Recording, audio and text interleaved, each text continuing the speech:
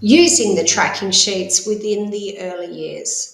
From an individual child's point of view, it is important that we profile skill development and establish teaching and learning goals.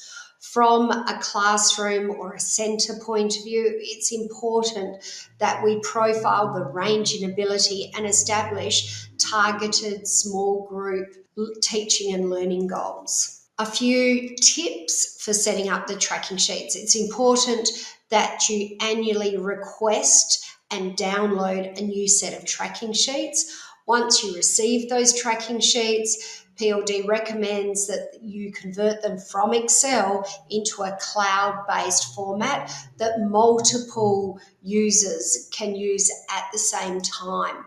Step 3, all staff members entering the data should watch this very short and useful IT lesson, which outlines the 2 quite simple functions to implement when processing the junior year's tracking sheets. Many children come to the education system and to early childhood centres with background scenarios. In this column, which is provided within your tracking sheets, there are a range of abbreviations of background reasons why learning may be more complicated, and PLD recognises these complications, particularly for your Tier 2 and Tier 3 children. Another tip, the spreadsheets are quite long because they profile skill development of individual students and your group for the entire year.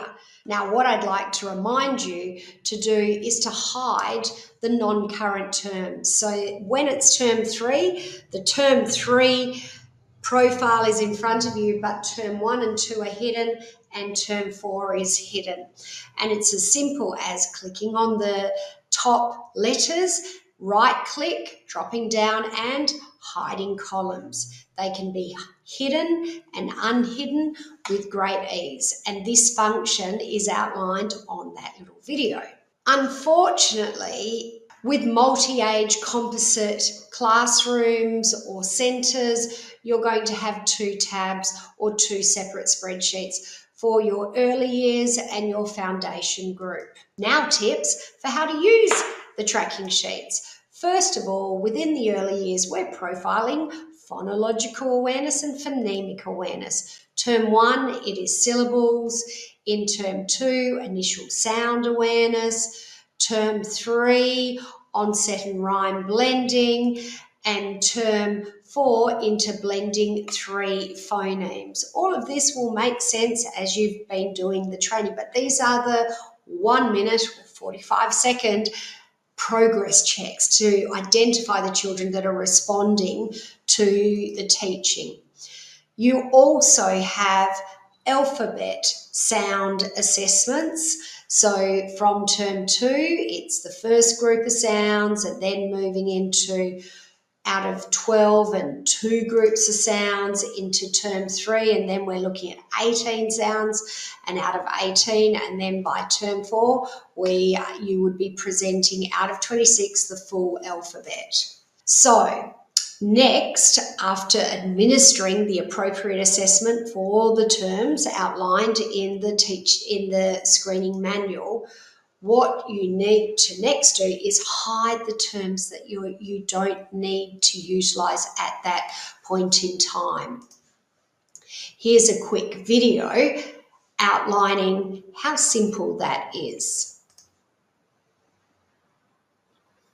So right click, dropping down to hide, or dragging along for more columns at a time, right click, hide, and now the term 4, because we don't need that yet, right click and hide. And to unhide is as simple as clicking those letters at the top and then clicking unhide.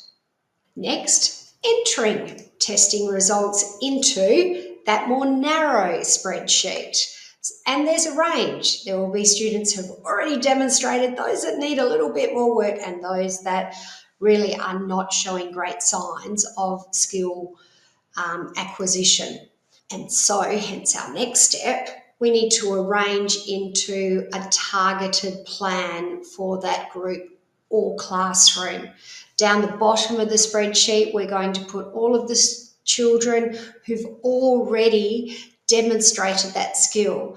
The students in the middle just need a little bit more small group work and a little bit more skill practice. And the students at the top that really need intensive work in a pair to start to develop that skill, and possibly will be also engaged in that skill development on the following term. Here's a short video outlining how this is done. Typically starting identifying the strong students and moving those down to the bottom of the spreadsheet. So if students score 80% or 100%, they are well on their way. Some of the lower performing students, we're going to move to the top of the spreadsheet if they scored 0, 20%, and those in the middle where 40 or 60%, the skills are coming, but you haven't fully mastered them yet. So we're going to give you and schedule in some small group work. And then typing in your term plan and what your approach for those different groups will be. So that goal setting, these students here are actually following that teaching sequence. They're doing really well and almost ready to move on. These students here are almost demonstrating those target skills, but just need probably a little bit more small group work, and these students are lagging a term behind and requiring quite intensive paired work. Common red flags or errors with the spreadsheets. Finished. Some educators will say, I've done the testing, I put it in the tracking sheet and I'm finished. Well, no, because you've got no plan. All you've done is conducted some testing and plonked it onto a spreadsheet. What we need to do is work out how with that range in ability, because all groups have a range in ability, how are you going to modify your teaching in that centre and that classroom? So another red flag, 20%, 20%. There is midterm testing in week 6, but then week 7, week 8, week 9, week 10, these students should have received some additional skill development in a pair. These students here in a small group, 60% still 60%, 40% is still 40%. That's not typical. If we work in a small group, give some extra practice, some of these students, their numbers should have moved.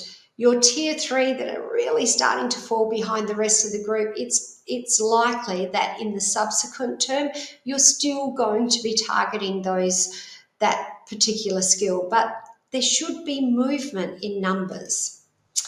Or, red flag, over testing. If these students here demonstrated 80 or 100% in that target skill for term 1 in week 6, why are we reassessing them in week 10? You can, but they've already demonstrated the skill.